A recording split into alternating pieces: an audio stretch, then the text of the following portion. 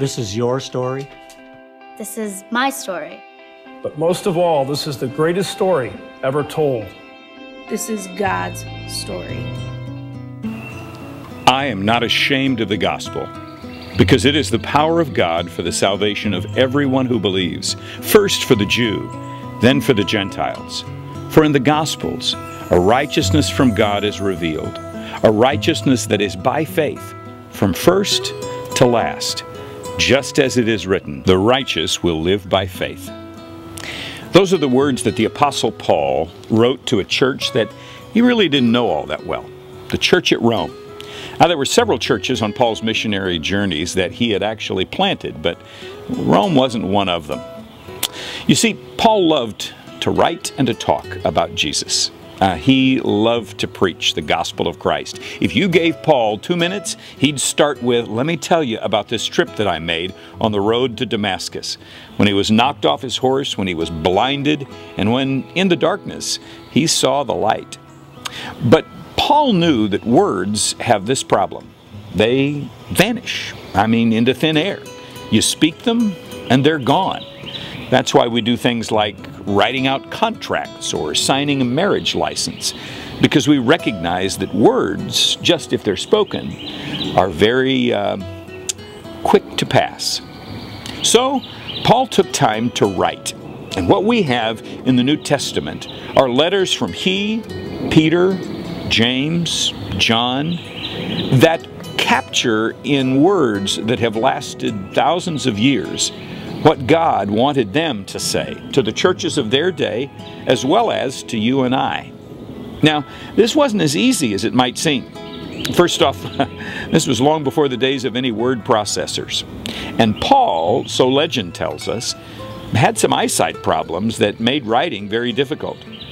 At one point in the book of Galatians, he writes this, "See what large letters I use as I write to you with my own hand."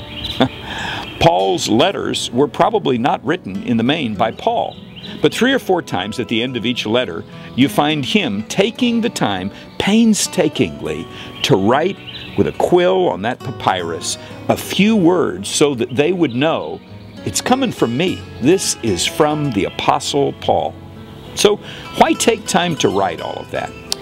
Well, first, I think Paul knew that these young churches would need something solid, something that wouldn't be argued over. Yeah, Paul said this. No, he didn't. And so he wrote letters to the churches that he planted, churches like the church in Philippi or in Thessalonica, letters that contained things that they needed to know. Now, sometimes it was because the churches wrote to him and said, hey, can you help us with this issue, Paul? The letters of 1st and 2nd Corinthians are actually part of a series of back and forth letters, as best we can tell, between that church on the Isthmus of Corinth and the Apostle Paul.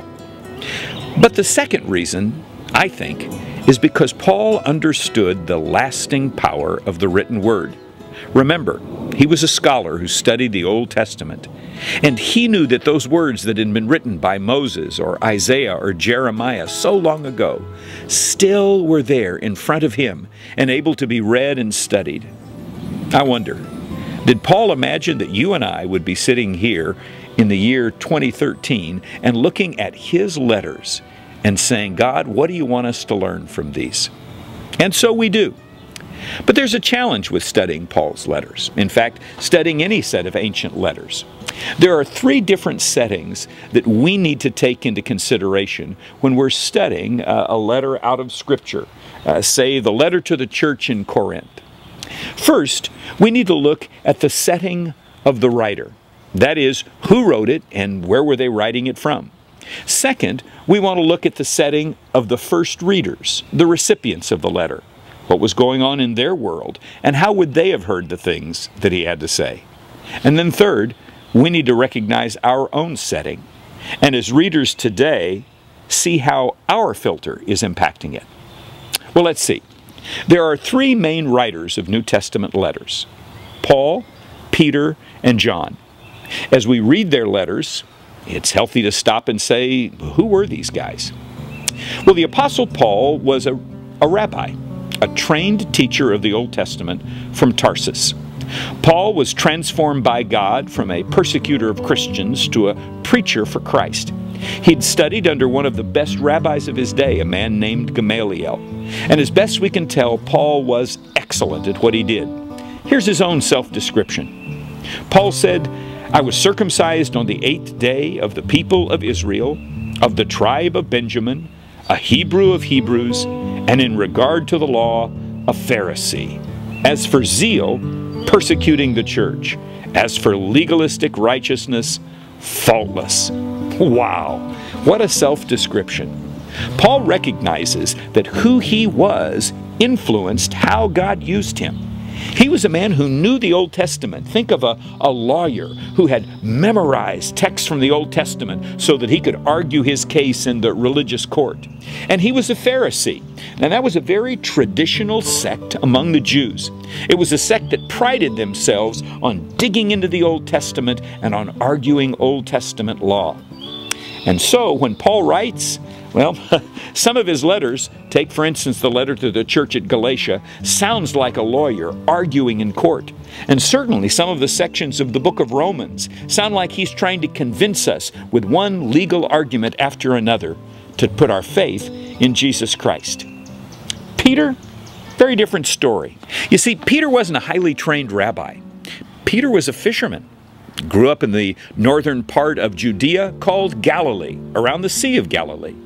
And he and his brother, they spun their nets out onto the lake just as people still do on some of those lakes today.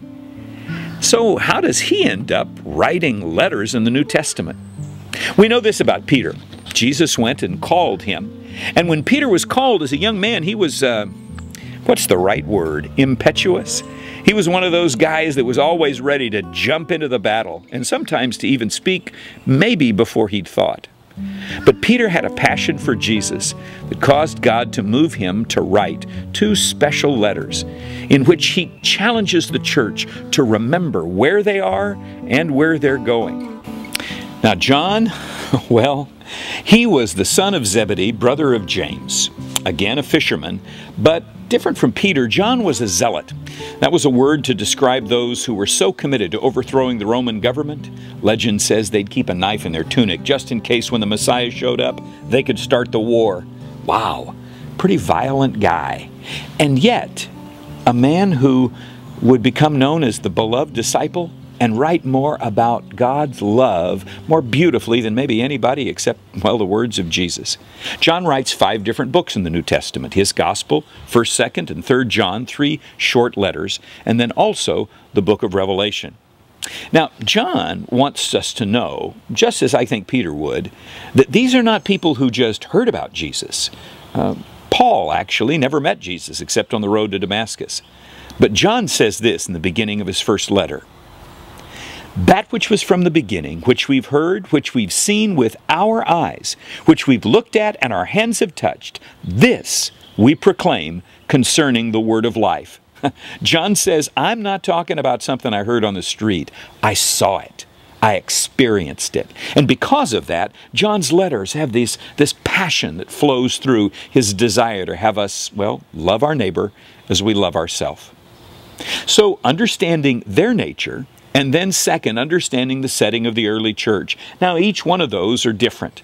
The setting of the church at Philippi and Thessalonica would be a little different from the setting of the church at Corinth. And as we read each letter, it's good for us to pause and reflect that these are Middle Eastern churches, probably didn't have a church building at all like the one you and I go to church in. Instead, were meeting in small homes, possibly were persecuted, and definitely were in the minority. These were a group of folks who were seeking to hang on to their faith, living 30 to 60 years after the death of Jesus. Now, reflecting on those things prepares us to begin to say, what is it that these letters say to us? 3 quick things, one from each of the writers. First off, Paul, I think, would say, you are a body, so live like it and fulfill your part.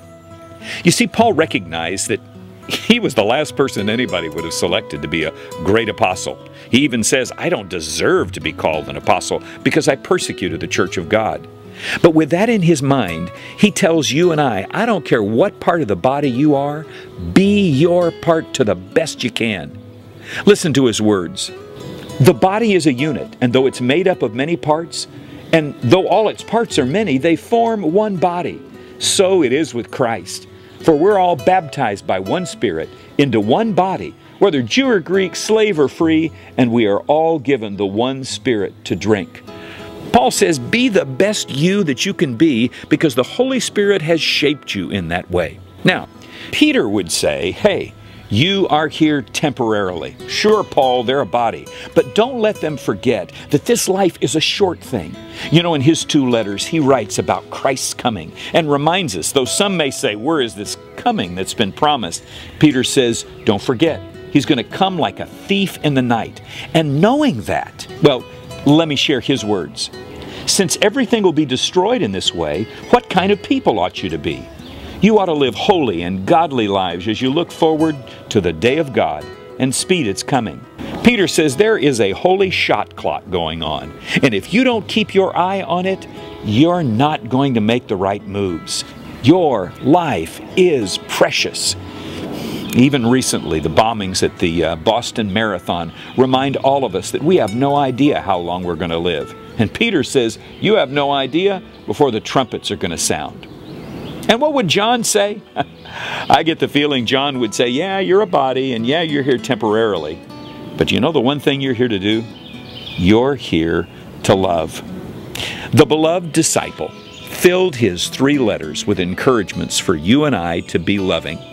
And while we might say, well, did the readers of his day hear it any differently?